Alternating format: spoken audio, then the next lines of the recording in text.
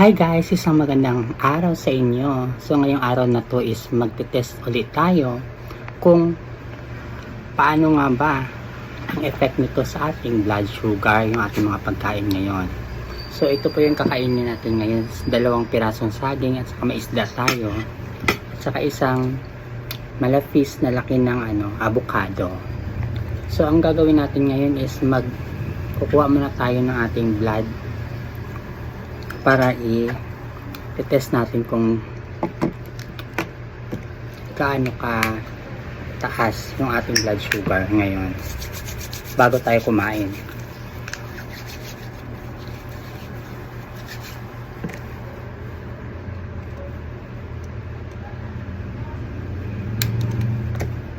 So linisin natin to.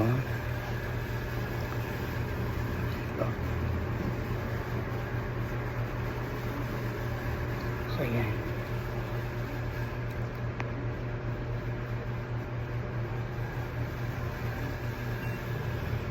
So, nasa 114 tayo ngayon. So, ito yung start ng ating blood sugar.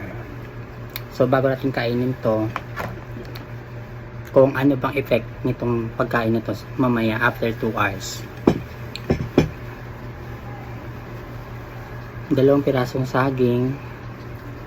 Maniba lang to guys ha, hindi to hinog masyado.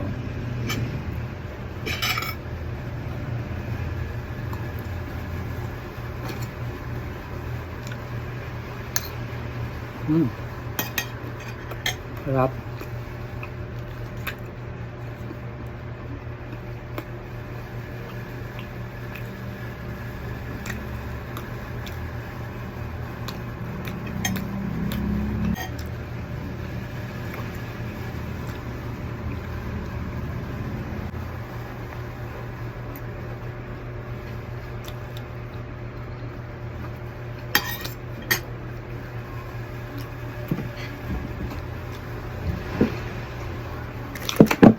Pakatry din natin itong coffee yung bago ng Nescafe, yung sugar free siya, tapos stevia lang yung gamit nilang pampatamis. So tingnan natin kung okay ba ito. Hindi to sponsored ha.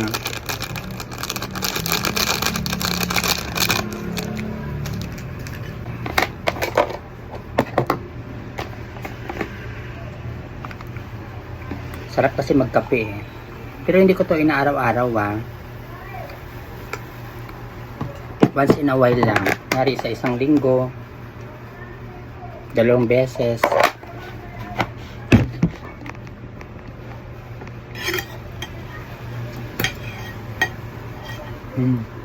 Sarap ng saging.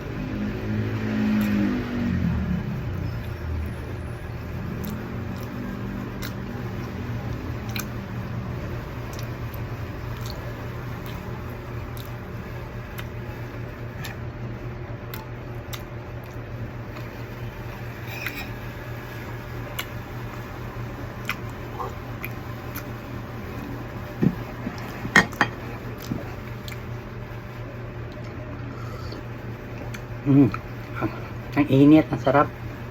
Sarap ng saging nito kasi itong pinagbilan ko doon nito is galing pa daw tong Mindoro. Saging daw ng Mindoro to. Kaya sarap. Parang lagkitan.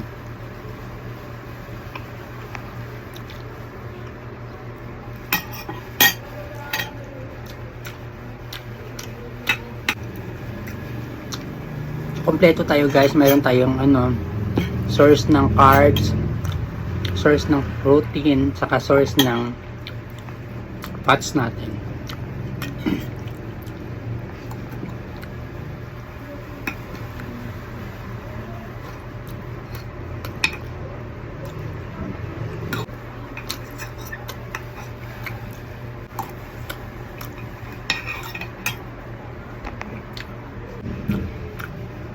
So ito guys, ito lang yung kakainin ko, kalahati lang.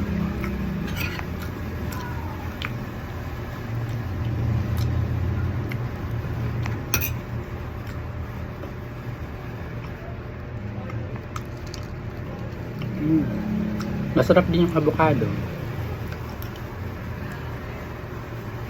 Ito lang ginagawa ko.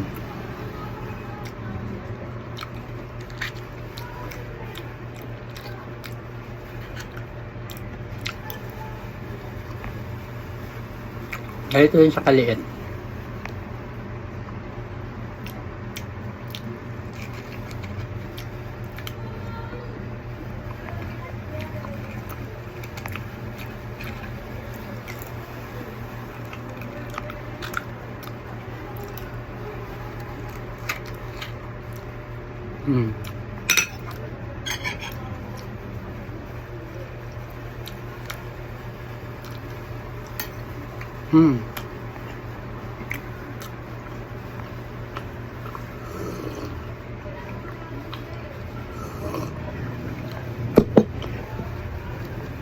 Ayun. Kita-kita tayo mamaya after 2 hours.